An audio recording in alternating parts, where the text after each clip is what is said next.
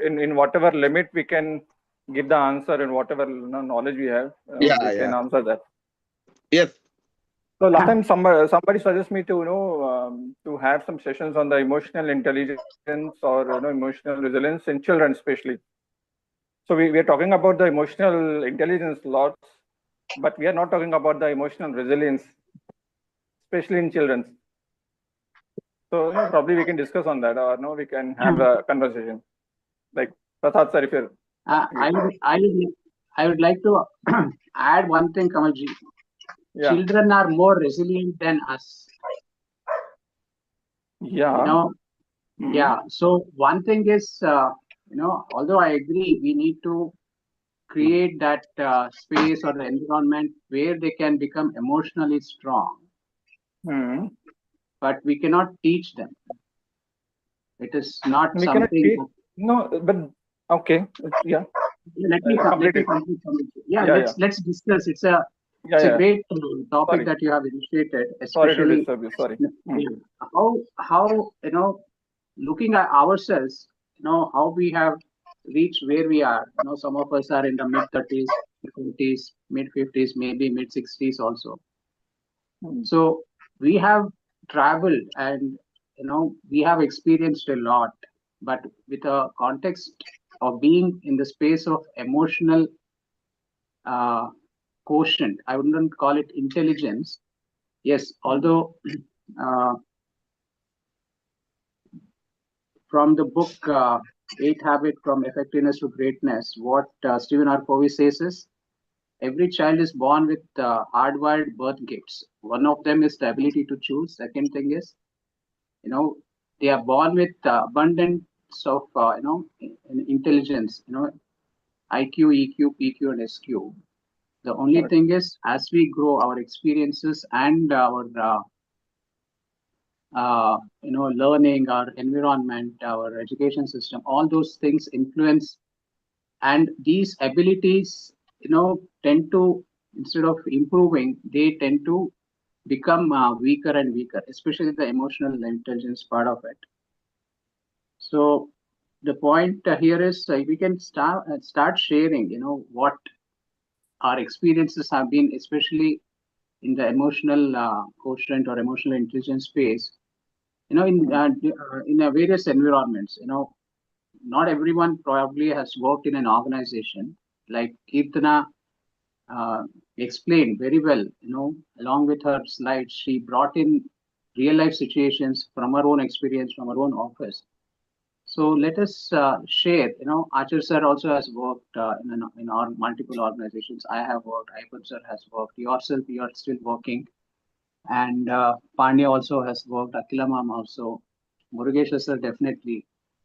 He was one of the key contributors to Ashok Leyland. Gordon sir definitely. Vedapan sir also.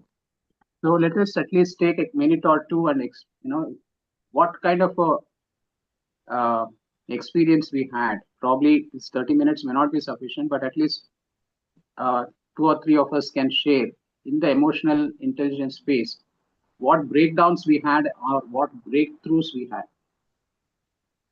Is it okay? I'm just creating the context for our sharing. Okay. Yes, I love it, sir. When you are putting the slide, only he is saying we are getting some information. And when we are discussing, we are getting some experience also and more fruitful. It is not the quantity. Even if you are taking one thing which is applicable for our life and we are practicing from that day one, it will give a lot of benefits. It's my opinion. Thank you, Kamalji. Thank you. And Tulsi ma'am is interacting with a lot of students, parents. I think she also can contribute to this interaction. She can share from her perspective.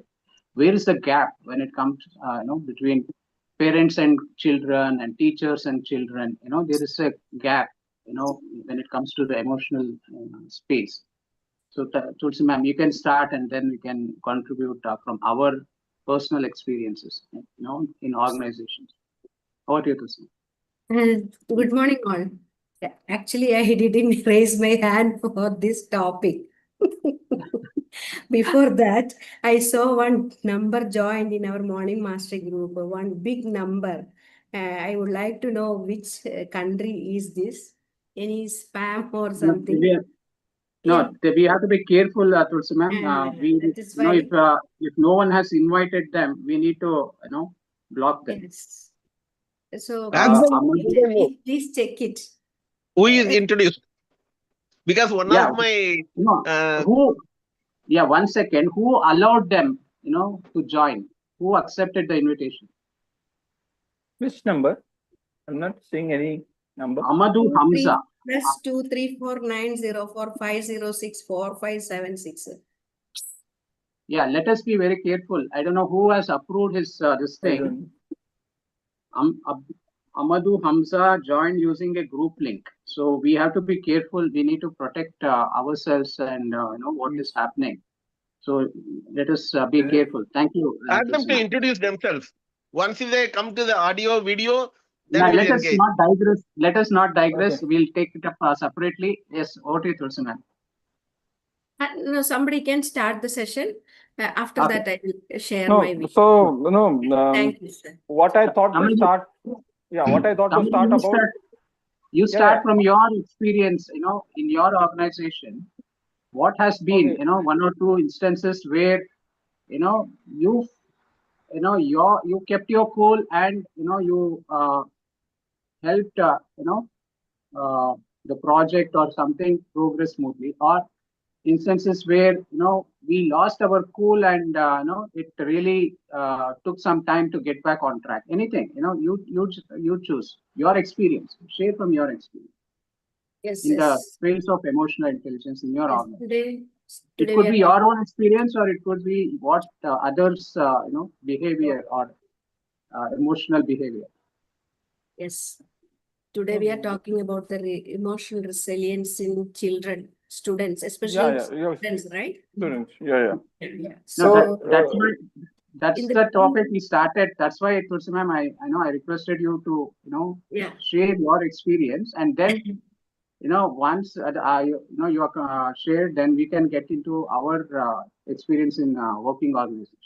So in the beginning itself, Prasad sir told us students are more resilient than us. That is one thing, because they are ready to face anything in their life. They are not thinking about their past, not thinking about their future. They are in the present moment. But we are worried about the future. What will happen? Now the children, they are getting up at 12 o'clock, 1 o'clock, having their brunch, sleeping late night. How can we change them? We are in a daily routine, going in, getting up early in the morning, having breakfast in the morning, lunch in the afternoon. Like that way we are going. So we are worrying about our children. What will their future? But they are not worrying at all. So is there any need to worry about them? Or they can build their future by themselves? That is my question. But the thing is that the world is very harsh today. Now how the world is changing, we call it a VUCA world. So the way the world is changing and it's harsh. So how can we protect our child? Or what should I make our children so strong, or should we do is gentle parenting? No, we can't do that. So as a parent, what are we doing to make our children emotionally resilient? What are those capabilities we are creating in them so that they can face the world, the current world? It's changing very fast. Everything is changing very fast. Do you think our children are very confident to face the world? No. Do you think they have the other capabilities, problem solving capabilities, or something like that, which we are creating in them? Or we are doing so much of pampering? Anything, any problem comes up, we are first to tackle them. We are not allowing them to solve on their own. We are not asking them for other things. Correct. We are itself become a helicopter parenting. We have to solve everything. I am seeing that some of the parents, they do their children homework so that they should not face any backlash in the school. Why? So there are certain things which we need to ask to ourselves. Are we really making them strong, emotionally strong, or what? So there are 2-3 things there are 2-3 traits which we need to inbuilt our child. One is about the confidence. So how can we make our children confident? So first thing is that which we think is going to be we used to stop doing all this toxic fear or toxic shame to discipline our child. Of course, it's good to educate our children about their mistakes, about what can go wrong, or but not that take it to extreme discipline. Do not continuously criticize or nagging or humiliating children or shame your children, so that make them we don't have to induce fear, threats, so that our children completely lose their self-confidence. Correct? So as a parent or as a child, as a guardian, we need to help our children to feel safe and secure, so that they can take their own decision to make them more confident. Am I correct, or have some different views you have? So, See, like confidence doesn't mean my viewpoint is, Kamalji, we come with our baggage, we come with our experience, and we think that is the, what we experienced is something they will also experience, which is not true. Things have changed. When we were kids, what was the environment we were living, and what were, our experience may not be totally valid today. So we have to give them the space, let them make mistakes. But only thing yes, is, we that's need to something. be at the back, and then see that they are not really lost.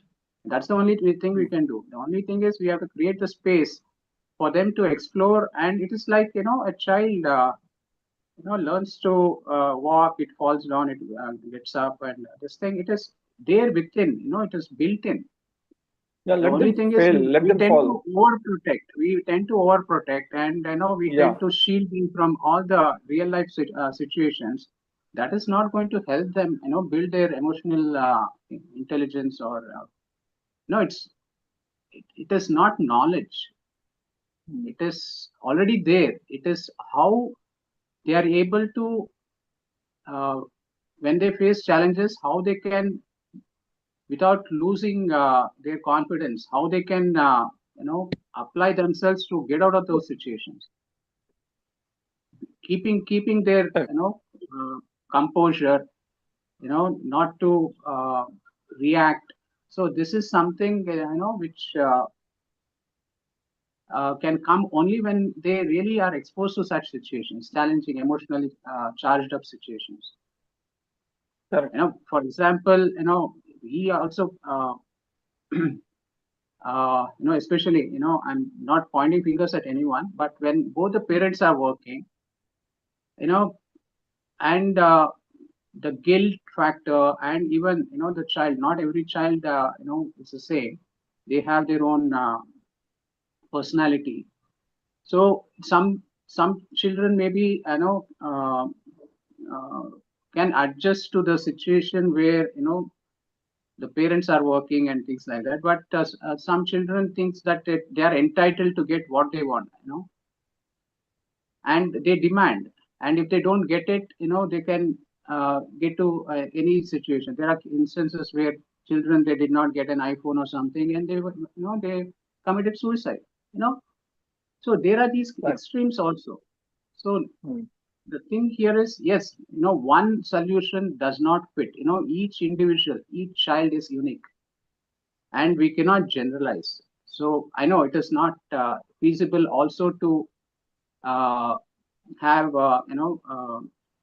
so many what should I say, uh,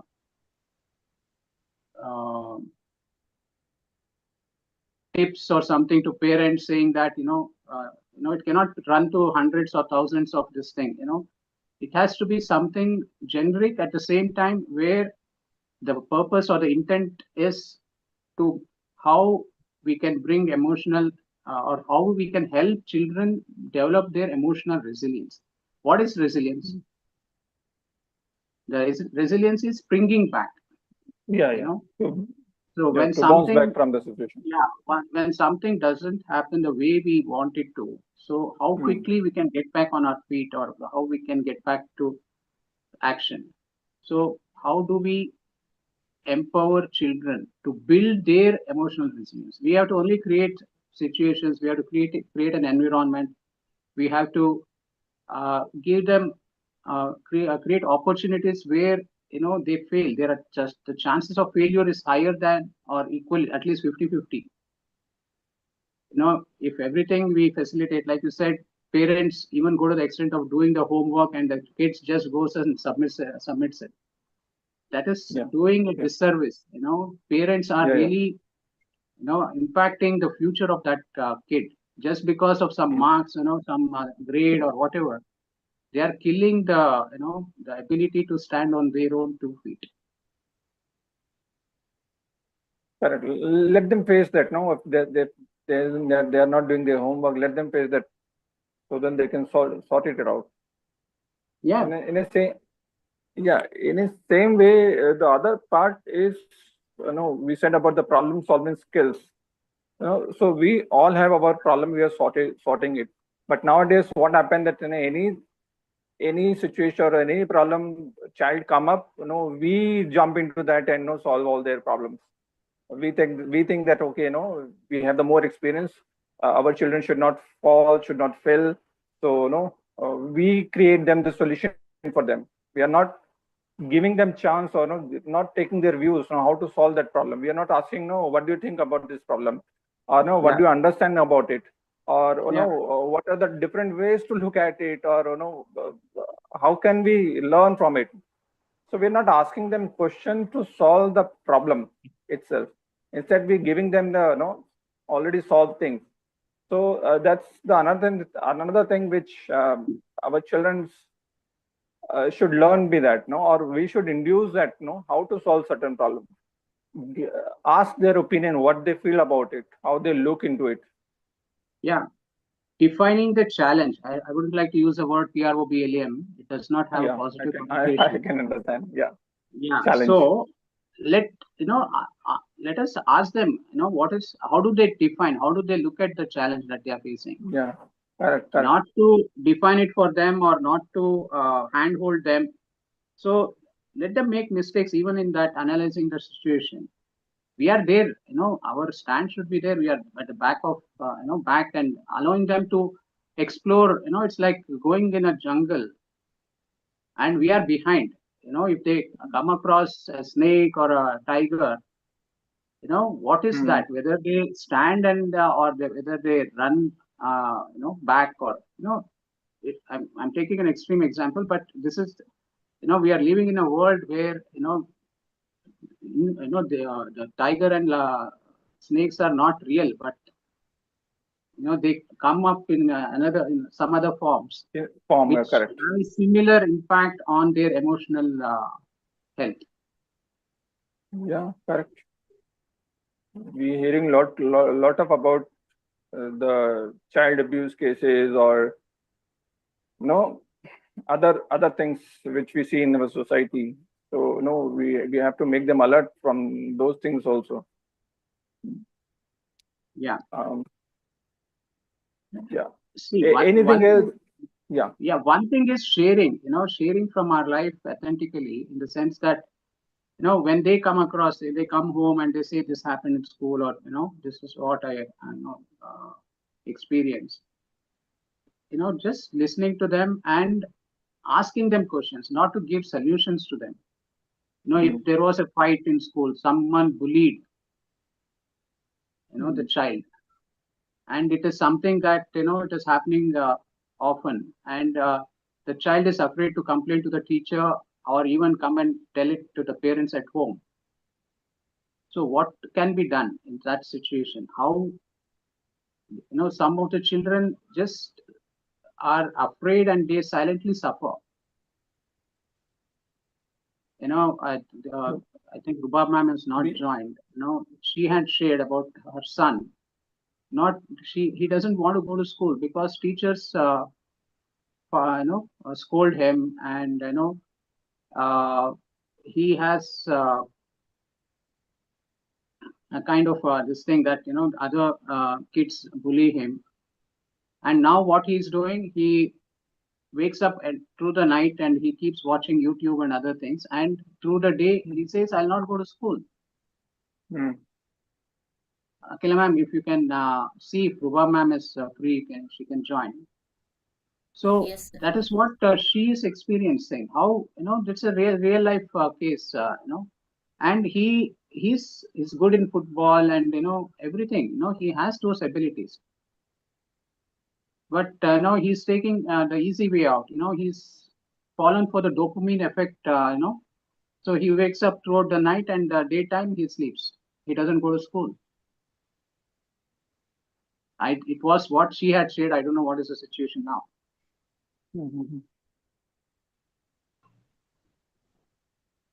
Yeah, Govardhan sir, you raise your hand.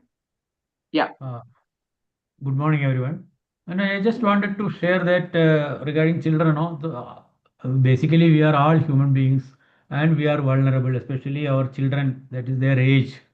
So what I want, because I had also faced these problems in the school, bullying and all those things, and there was no mentor for or counselor. In life we need a mentor in any field. Walking alone is very difficult. So if we can have a role model or a mentor, it will be very easy for all of us to I don't go. think we required a role model or mentor because our time was different. No, when we have grown up, that's a different time. Even we don't know about the emotional resilience or intelligence. But now, being an educated parent, we are the best mentor or guide for our children. No, but where is the time, sir? There is no time, and their reference For group, the children, I children don't are think having. this time is an excuse. Govardhan sir, sorry to interrupt. We are living in a digital world. Our children are more knowledgeable than us. How to use all these platforms and everything. We don't have to do anything.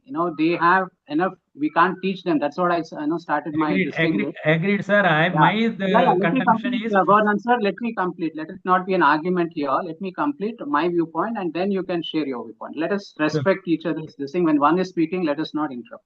Thank you. So what I'm highlighting here is they are smart. Children are smart, and when we were kids, we did not have this, internet. We did not have these gadgets. We did not have all these things. All we had to do, the only way where we could get knowledge is going to school, college, going to the libraries, and this thing. Of course, there was some media like the radio, and maybe television came in 1982 or 83 in Asia. That's when it really opened up, and then internet came. But today, kids are having all these, access to all these things. Knowledge is, there's information overload.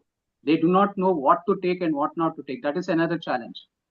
So here, even now in AI, earlier when we put a query in Google, it used to give millions of pages. Now, if the kid is smart enough, if they can put a query, they can get, instantaneously what they are looking for. So we cannot teach them anything, in terms of knowledge or information. That's what my submission is. So the thing is, again, what I would like to highlight is every kid, like Kamalji said, what we experienced during our childhood and now what the children are experiencing is, I don't know, wide apart. It's we cannot even compare what challenges we went through and what challenges the children are going through now is entirely different. It was more mental, physically they are not active. They don't want to exert themselves, or they don't want to be in a physically active space. They are they would like to spend more and more time on the screens. They are hooked on to the dopamine. Yeah, dopamine, this thing. So how can a parent what is the role a parent has to play in this scenario? That's what we We need to this thing. Of course, there are apps and other things where it monitors the kids' usage, which sites they are going to. All those things are there, but it is not, on one side we cannot take away the access to them, the mobiles or internet access. That is not the solution. So with all these challenges, how do we really allow them to become emotionally resilient? That is what Kamalji's this thing is, the context.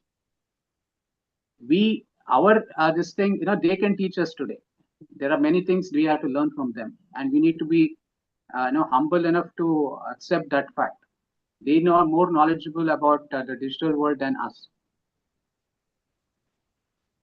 Over to you, Gordon. It's not a question of knowledge, sir. We have to inculcate a value system in them. Now, Again, there is no. Can I finish, sir? Can I finish? One second. We cannot inculcate, we cannot educate. That's the premise. If you have anything more to add, please add that. We cannot teach them. They are beyond teaching. Now, as a parent, you are directing that role, isn't it? So what I wanted to say that there is no acceptability from our children also, that as parents they are in a, where we were earlier we were keeping our parents on a higher pedestal. Now it is no more valid. Gordon, sir, let's not generalize. If you have something specific from your life, how you can, I know probably your children are all grown up. We do not have children in those ages, some of us, to address this issue, because that is not a challenge that we are facing. So, it's like Akila ma'am, she has 2 daughters in that age. So let us invite Akila ma'am to share what she's experiencing. Let's not, let us not stand on a pedestal and give sermons. So let us make this opportunity. Let people share from there what they're experiencing. I just wanted to share my observation. People are now, children are more interested in their appearance in Instagram. That is more influential than the parents. So they have the communication. Again, that is giving them the dopamine. The likes that they get for their Instagram post is giving them the dopamine. I got so many likes. I shared. I went to this restaurant. I ate this, and I posted this on Facebook. And the intention of posting is what they want people to like that. That is an inherent need that is being fulfilled by the social media platforms. So they get validation more from social media than from the family background. That's what I wanted to share. Yeah, because they are not getting the quality time from their parents. The parents' priorities are different. Both the parents are working. The children, just need a hug. They are not even getting that hug. And that is also true, but where both the parents are working, the children become more vulnerable. Like, in other part, which Prasad sir shares about, the social support, or the children are homebound, they're not going outside. And that's other part that we are not developing, our children to have that healthy social support. We should encourage our child to go out, take them to the family gathering, and visit them with the relatives or friends, so they can learn how to interact with different generations, or including even they are not communicating with our grandparents also. Right, or absolutely. Our extended family. Yeah, we are not walking the talk. We hold. We spend a lot of time on social media and others. And then we ask them not to do it. So we need to encourage. Yeah, correct. So that's something we need to encourage our children to make friends, interact with many different type of people, because our resilient children, learn to navigate through different generation of society. He can talk to everyone. We can make them, he can talk to everyone. Right now, the children are not speaking to old people, grandparents, or uncle. They just want their own age people only. Correct. So that's something we need to inculcate in our children, to be in social active, not on the social media, but other on a physical. So Nagaraj was saying we cannot inculcate. I was precisely coming to that point only. Value system has to be installed, but he has got a different opinion. That's Gordon sir. My this thing is there's a communication breakdown. Sure. One thing is they are not openly sharing with us, nor as parents, we have the time to listen to them, getting into their world, because we have so many things on our head that we are not even, getting into a listening mode. We just hear, take it in one ear and leave it to the other. So this is what is happening. So let us give an opportunity to Pandya and Akila ma'am, and then we'll move on to the mind valley session in the interest of time. Thank you, Gordon sir. No, it's Sure. not. Let us have. Okay, Raghu sir also raised their hand. Yeah. Yeah. Rajshari sir also. So let us take 2 minutes quickly and we share. Then we'll move on to the mind valley session. Thank you. Yes, Thank you. Pandya, can you share? Pandya? Yeah, yes, ma'am. So, see, what I want to tell two things. One is like when I was a teacher, okay, I went to one school. Okay, there were so many teachers are there, and one of the teacher he bought their children. Okay, the children at the age he's a first standard. Okay, he started doing the sculpture. The sculpture is around 12 feet. It is made of a thermocol. Okay, it is like a crocodile. We started doing from morning till up to evening for 2 3 days. We are doing it. Okay, so first day the child sit. Okay, she do the child he don't know what we are doing. But second day it came to the shape of crocodile, and he asked to me, what is that? I said we are doing the crocodile. Then second day starting, he started to help small thing. Okay, and third day he involved full. Okay. Hello? Yeah, third day he involved full. Even the crocodile's mouth is open. Okay, we want to carve the crocodile mouth inside. He went into the mouth and he into the mouth and he carved. Okay, his body is full of the craft. Okay, what I am trying to say is his father is doing. He is observing the father. Okay, the father is not telling you to have to do this. You have to be this. He not given any condition to him. Okay, the point is he's observing the father activity, slowly he helping, and finally he involved at the end of the day. He do from morning to evening, he helped us. Okay, he learned the technique and he started doing it. So what I am trying to say is the now the parents, more than they follow the words, they follow our action. Okay, I learned from him. That happened in, more than 6 8 years. Okay, still also I never asked my daughter to do this, that and all. I know if I'm good, she will watch me and she will reflect. Same thing, she is reflecting my wife activity many times. Same thing, she is reflecting my activities also. It is happening. So we have to always cautious about ourselves. If we are okay, then by seeing that she will also be like that. Is one first thing I want to share.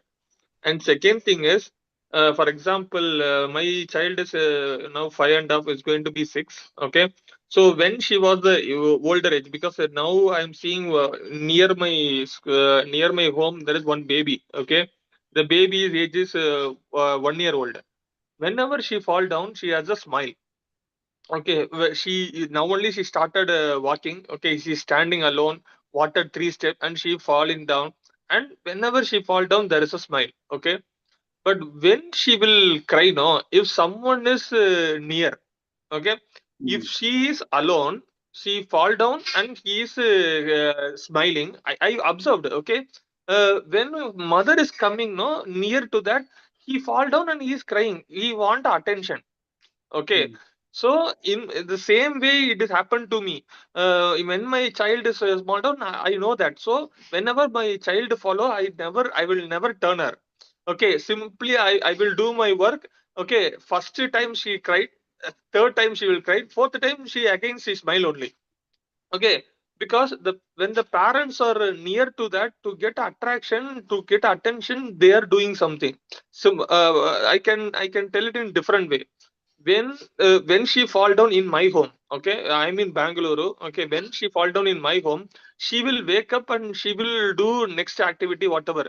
But when she fall down in front of my grandfather or grandmother, she will cry. Why? Because my grandfather and grandmother, they will react it back. Okay, they will, hey, Papa, what you are doing? Oh, sorry. What? Then they will take very carrying. When she is fall down in, because in if she fall down in my home, no, I will never turn my face to her. I will simply say, hey, go do next work, what you are doing. She will not cry. She will do whatever the activity next. Okay, but the same thing, if she fall down even a small thing, in my grandfather and grandmother, she started crying like anything, because my grandfather is reacting to it. Before falling itself, they will react to so much. You understood? So that is what I am telling. As Nagaraj had said, they have the resilience. They have some, because they want some attraction, or they want something. I will tell similar thing has happened. I only make her to go to school. She run, she fall down, she wake up, and she went walk normally. She fall down and she got a very heavy injured. Okay, but she wake up and she, because I not reacted. Okay, she is normally walking and she went to Tata, and she went to her school. So that is what I'm thinking. Like, it is all depends on the parent how we are reacting. Basically, we have to respect them. They have some emotion. They can come back. Okay, if we are over protected or over pampered, it will create very issue, a different direction. Instead of over pampering, let her manage, let her let her take the risk, let her feel for it or whatever. Okay, definitely from them they will learn, and they will express. That is what I want to say. Thank you. Thank you, Pandya. It's 7:08. Quickly, Akila ma'am, and 2 minutes. Yeah. If you can share, Yeah, we can continue thank you, this. It's a Pandya. good thing that Kamalji has initiated. Yes, one thing is understanding the concept or understanding the basic of a topic, whether it's emotional intelligence or emotional health or physical health and things like that. Then let us keep sharing from our own world, our own experience. Yeah. And that's Yes, way sir. we can learn more than the theoretical knowledge or something. What do you think? See, yeah, good morning, all. See, I have two daughters. One is in boarding school, another one is staying with me. I can see the difference in both, how the way they are. Uh, see, especially as Pandya said, no, the kids are learning from us. They are, whatever we do, they are learning. See, both my kids are lovable, helping, and wherever the leadership comes, they took a chance and they'll do. So they are expressing themselves. What I'm trying to tell now, see, they can handle the situation. They are independent. See, I put both of them in a karate at the age of 6. At the same time, I put them in a music class. Both are excellent music as well in karate. So that as a parent, I want to they know the soft corner as well as the hard corner. And we are a joint family, so they grown up with the grandparents, so that is a great blessing for us. So both myself, my husband are working. uh, they spend most of the time with my parents, so they'll learn and grown up with all the stories what they learn from them. And yeah, every time, because my younger one who stayed in a hostel, once she called me and she said all the marks about that. I was in other multitasking, I was in other work, I just listened. Then immediately after that call, I asked her, when is your max exam? She said, Amma, just now I told about how I written my max exam. Are you listening me? That hits my mind. Oh, see, she's calling from far away. I should give attention to her, whatever she's telling. Uh, so that's what. So we have to give some space for the kids. Whenever they are trying to tell something, we have to give a space and listen, and then only we have to react. That's thing. And one more thing. Yesterday I discussed with. Yeah, one of Dharni's, my elder one's friend, yesterday she tried to commit suicide. Her age is 18 years. She was only one daughter for the parent, they are aged above 50s. Um, she's a very pampered child. Till she's in first year engineering. Whatever she want, the parents they won't say no. Every time, whatever, either chocolate, biscuit, a scooty, car, whatever. So what happened, this is the fault between the dad and the daughter to get into the college on time. So because of this silly reason they fought, and she get irritated, depressed, and she drank this colin liquid.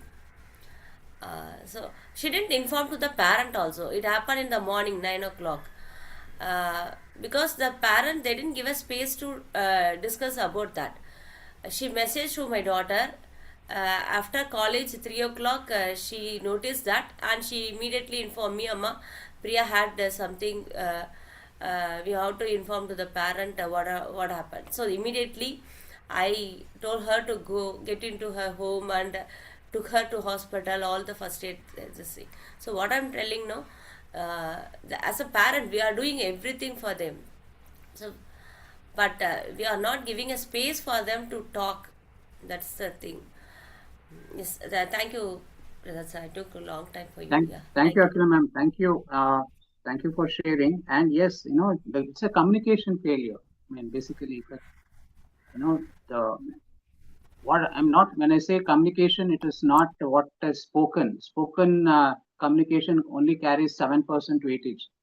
It is our listening, which is around 70%. Effectiveness of communication is brought about 70% by listening, 23% by our body language, whether the other person can sense, like you said, you shared, even though you were speaking over the phone and you were not present, you were not giving full attention to what she is speaking, and she could make out even though she was far away. And you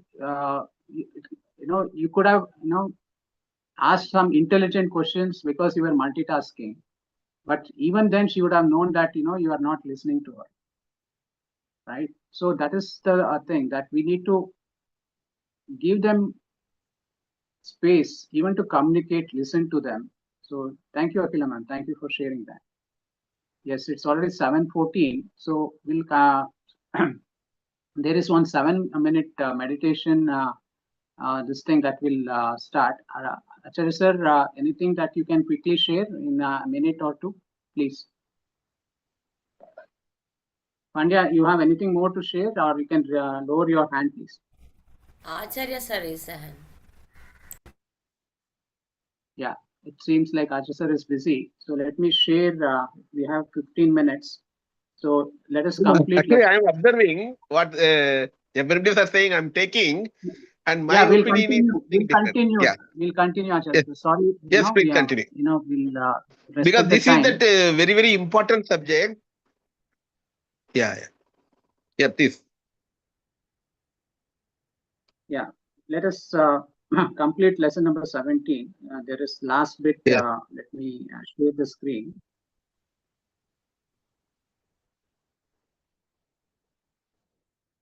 Is the screen visible? Yeah.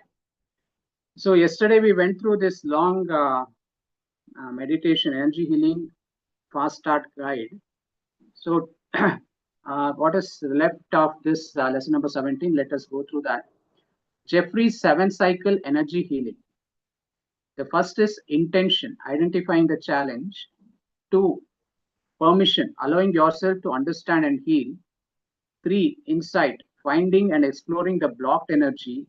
4, healing, moving the blocked energy. 5, expansion, moving related energies. 6, release, letting the energies blocked disappear. 7, completion, finish the healing. So in this audio, Jeffrey will guide you through a meditation designed for you to heal yourself, relax, find a comfortable position, and enjoy this meditation. So it is 7 minutes, 31 seconds. So let us go through this. Let us complete. And if there is any time, then Acharya sir can reflect on it. Thank you. So now that you have the thing that you want to work on, I want you to close your eyes. With your eyes closed, I want you to draw your energy and attention into your body right now. Just feel all your attention coming back from all of the times, places, people, and events. And just draw all your focus right now, right behind your eyes. Okay, good. And now think about the thing that you want to change. What is the pattern you want to work on right now in your life? Get really clear about that pattern. And ask yourself one question about that pattern. And this question is this really what you want to work on? Is there something a little bit deeper? Is this pattern representing something that's a little bit deeper? Could you go one step in? Okay, good. So we're going to work on that thing, that just a little bit deeper thing than before. So give yourself permission to look at this. And when I say that, I want you to smile, and I want you to feel that energy of that smile. So as your body kind of lights up, and it's a little more easy and graceful. And smiling is the same energy as permission. So think about that thing, that pattern you want to look at, and instead of judging it and thinking that there's something wrong with you, or it's a bad pattern, I want you to smile and think, it's just energy, and I'm ready to change it. Okay, good. Now I want you to open your awareness to receive information about what is this pattern about? Where did it come from? And as you do that, I want you to tune into your body. So notice where in your body are you holding some tension or pain around this pattern. Even if you're working on something around work or your relationships, there's somewhere in your body where there's some tension related to that pattern. So notice where that is right now. Okay, good. So now that you have that area, you know where it is, we're going to dive a little deeper.